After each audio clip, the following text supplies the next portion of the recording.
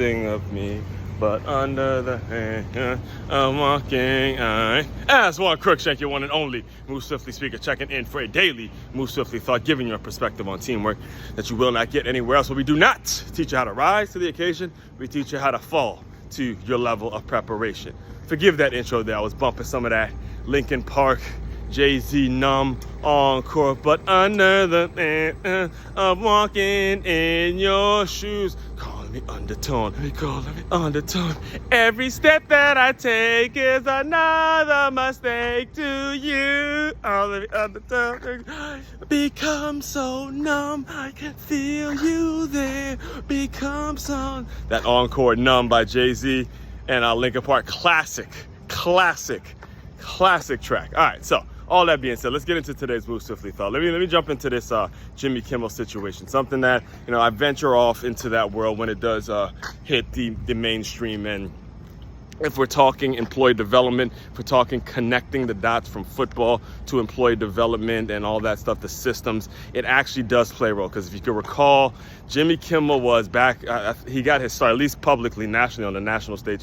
He got his start on Fox NFL Sunday. I remember seeing him when I was a kid, watching. There was like a segment that he had on Fox NFL Sunday where, he'd come up with some jokes and see how the crowd responded, and to see him develop into, late night TV comedy host or sketch comedy, all that stuff. Again, that is somewhat admirable, that's somewhat motivating, that's somewhat inspiring in terms of just seeing someone go from there to where he is now, to where I think there was actually a Jimmy Kittle,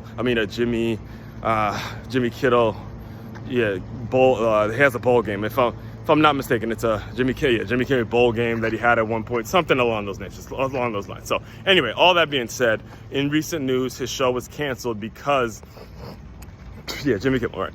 His show was canceled because of an incredibly insensitive joke that he made about President Donald Trump in regards to this whole, fallout from the Charlie Kirk assassination. And my initial thought was, hey, let me see because again, like I've said to you guys earlier this week, I'm never an advocate for somebody losing their job or them being canceled. If they want to say what they want to say, hey, they should be free to say it. But there's a certain line and a certain thing that you just don't cross, and there's certain things that you just don't do. And in my personal opinion, Jimmy Kirk, he crossed the line with that joke. He crossed the line with the way he structured it. It wasn't even about Charlie Kirk. Instead, you decided to take this opportunity to take a shot at our president, take a shot at the president of the United States, and it was an unnecessary shot. It was just completely out of line. And just so we're clear now, he wasn't canceled. His show was canceled. So there was a lot of factors and a lot of things that go into that show, go into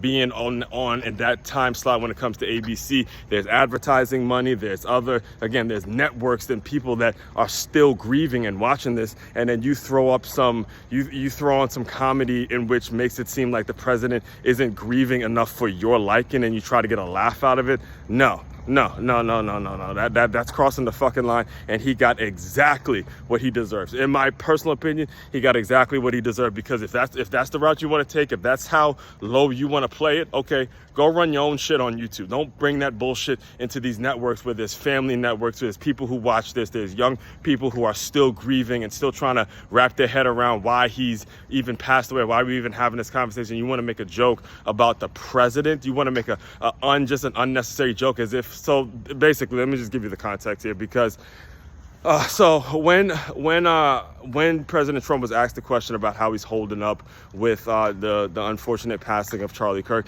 he said, look, I'm all right. And then he started mentioning some of the new upgrades that he was making in the White House, which, again, listen, none of us are the president, so we don't know what his day-to-day looks like. We don't know what his email log looks like. We don't know what's on the schedule, on the agenda that day. Hey, he may have a front where, hey, during this time when I'm walking the lawn or I'm in the presence of the American people, I'm working for the American people, I want to just bring up that's what we're doing. Like, I don't want to get into that right now because it hurts so much. So he might put up a strong front, and then you start to make it seem like he's not grieving well enough for Jimmy Kimmel. The fuck out of here. Get the fuck out of here with that bullshit. And again, that's where I'm at with it. It's like, look, if you want to, you know, make some jokes or whatever, but that there's certain things that people are seeing, and there's other money tied into you being in that time slot. So you got to consider, hey, this isn't something that everybody's going to think is funny in regards to what they're living through right now. So again, my personal opinion is he got exactly what he deserved, because he was incredibly insensitive to the fact that there's still people who are grieving, and it was just unnecessary to fucking do it. And if you're going to do it, you're going to have to you have to have the guts, and you have to be willing to get the fallout that comes with it if you're going to move forward with that. So that's just, he dug his own grave, in my personal opinion. A lot like Joy Reid dug their own grave. A lot like the people who decide that I mean, listen, I had an argument yesterday with this guy who's incredibly Trump deranged, who said some stupid shit about, oh, he's your president, he's not my president, that's your president, that's your boy, as if we both don't live in the United States of America, which makes no sense. But this is the reality in terms of what we're dealing with, in terms of just leadership, in terms of just, you know, accepting the reality for what it is, moving forward, and making sure we're doing things that are in the best interest of the people who depend on us to make great decisions. That's just the reality of what we're dealing with. And, you know, if you learn anything from the Jimmy Kimmel situation, is just be careful what the fuck you say. Be careful the kind of jokes you want to make, and understanding how you make your money, how you provide for your family. If you're going to do that, you got to be willing to stand on that shit and stand 10 toes down on it, and be ready for the fallout of it. So that's my take on the situation. All right. So all that being said, may or may not get to a live stream today. If anything, the full game that I'm watching, there's a really busy weekend ahead of me. So tonight is when I'm going to be doing the game. I'm doing the Rutgers taking on Iowa game, and that'll be available on Film Session Saturday. And we'll be getting back to, you know, football, college football stuff probably tomorrow. Tomorrow and Sunday, and we'll wrap it up on Sunday. So that's just a heads up on that. Main website to check out to dive deeper into everything I'm doing, it's makeyourmove.com. That's MakeYamove.com. One-stop shop for your teamwork and your self-development needs. As one, Crookshank, your one and only Move Swiftly speaker, checking out. You guys continue to move swiftly. We will talk more soon.